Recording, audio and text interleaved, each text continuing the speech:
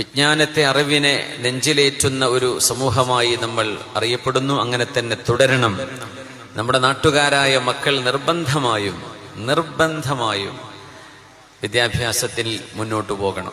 ഒരു ഹൈസ്കൂൾ കഴിയുമ്പോഴേക്ക് നിർത്തിവെക്കുന്ന ഒരവസ്ഥ വരരുത്. ഹൈസ്കൂൾ കഴിഞ്ഞാൽ ഡിഗ്രി എന്നതിപ്പോൾ ഒന്നുമല്ല. പഴയ കാലത്ത് ഒരു SSLCയുടെ സ്ഥാനമേ ഡിഗ്രിക്കുള്ളൂ.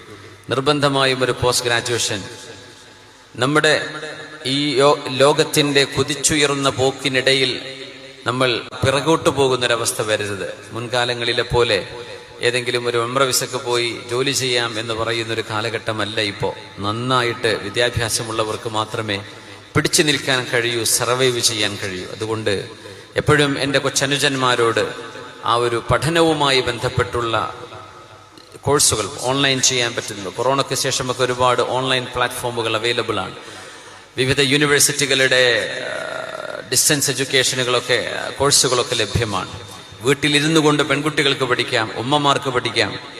അങ്ങനെ നിരന്തരമായും പഠനത്തിന്റെ, അറിവിന്റെ മികവിലേക്ക് നമ്മുടെ നാട് ഇനിയും ഒരുപാട് ഉയർച്ചകളിലേക്ക് ഉയരണം എന്ന് മനസ്സുകൊണ്ട് ആഗ്രഹിക്കുകയും പ്രാർത്ഥിക്കുകയും ചെയ്യാം.